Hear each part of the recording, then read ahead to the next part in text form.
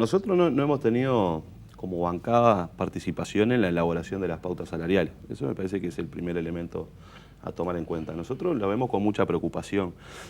¿En qué elemento principalmente? ¿Creen que deberían haber tenido participación? Bueno, por lo menos informarnos, no por la prensa, ¿no? Sería mucho más prudente reunir a la bancada parlamentaria, que es parte del gobierno, de alguna manera, y discutir con los compañeros. Yo no digo que cada una de las políticas que lleva adelante el Poder Ejecutivo tiene que pasar por el Parlamento, porque nosotros tenemos otra función.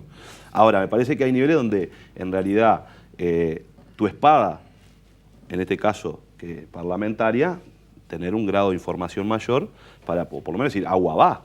Y no que nos enteremos, como se enteró todo el resto de los ciudadanos, por medio de la prensa, bueno, cuáles son las pautas salariales de nuestro gobierno. Porque eso permitiría, por lo menos, tener, bueno, la oportunidad de poder opinar antes de que las pautas se hicieran públicas y, de alguna manera, permitiría enriquecer ese debate. Yo estoy convencido de dos cosas. Primero, me parece que fue un error cómo fueron procesadas y planteadas. Me parece que hay un problema de procedimiento, de conversación, en este caso con la Central de Trabajadores, de discusión, de presentar. Porque una vez que el gobierno, el Poder Ejecutivo, resuelve en su Consejo de Ministros, estas son las pautas, bueno, es muy difícil después moverse en esa situación. Yo creo que habría que generar otro tipo de instancias. Pero lo que me parece más importante es lo que venimos discutiendo en estas otras preguntas, y es, nosotros debemos mantener el crecimiento del salario, en términos reales, como una de las políticas centrales para los procesos de distribución. ¿Qué quiere decir esto? Nosotros tenemos que garantizar que si la economía va a crecer en un X porcentaje, los salarios crezcan en ese X porcentaje. Y el salario no es un componente, y esto lo hemos defendido durante 10 años, todo el Frente Amplio, el salario no es un componente que genere inflación, ni es un componente que genere déficit, sino todo lo contrario. El salario es el que le ha permitido no solo a las familias vivir mucho mejor y salir de sus situaciones de pobreza y poder proyectarse en la vida, sino que el salario ha sido un componente central para el crecimiento del mercado interno, que es uno de los pilares que ha sostenido el crecimiento del PBI de nuestra economía. Y por tanto me parece que el salario tiene que seguir teniendo ese rol preponderante en esa discusión, que es que, bueno, lo que crece la economía tiene que crecer el salario, porque si no, inevitablemente lo que va a suceder es que si la economía crece y los salarios no crecen al mismo ritmo, en realidad va a haber una apropiación de parte de otro sector.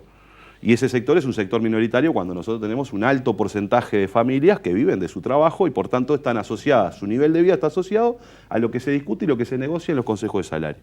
Y esa ha sido una de las virtudes de las herramientas redistributivas del Frente Amplio, porque no nos olvidemos que además las jubilaciones están enganchadas al crecimiento de los salarios y por tanto, entonces, la discusión de los consejos de salario es central, es decir, cómo los trabajadores, en definitiva, el alto porcentaje de nuestra sociedad, se apropia de una porción del crecimiento por la vía de la discusión del salario y la distribución del ingreso en ese aspecto. Yo creo que eso deberíamos mantenerlo y creo que hay tiempo, incluso, no soy fatalista, creo que hay tiempo para poder incluirle a las pautas salariales que ya tenemos flexibilizaciones que nos permitan, de alguna manera, garantizar que esto que estamos planteando, de que el salario siga siendo un componente central de la distribución y que el salario crezca conforme crece la economía, se pueda lograr, y yo estoy convencido de que va a haber receptividad en el gobierno para hacerlo.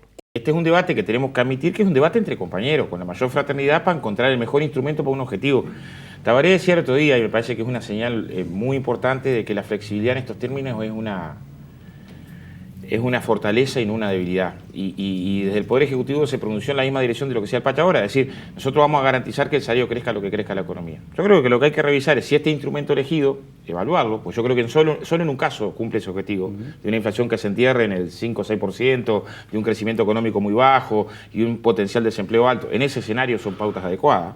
Pero el problema es mirar hacia adelante si no hay otros escenarios posibles, desde el punto de vista del crecimiento de la inflación. Con una inflación como la que tenemos, solamente empatás. Y solamente empatar con la economía crece puede hacer que un proceso virtuoso del Frente Amplio, que pasó la participación del salario en el conjunto de la economía del 27% al 33%, y virtuoso en el sentido de que es junto con la Argentina, el salario real que más crece en América Latina en los últimos 10 años, pueda tener una contracción que termina siendo un problema político, no económico. Porque si terminás una ronda de negociaciones dentro de 3 años con peor distribución de la riqueza, el problema no es solamente económico. Para nuestra historia es un problema político. Entonces, como eso nadie lo quiere, lo que pedimos es flexibilidad en la evaluación de los instrumentos para poder modificarlo.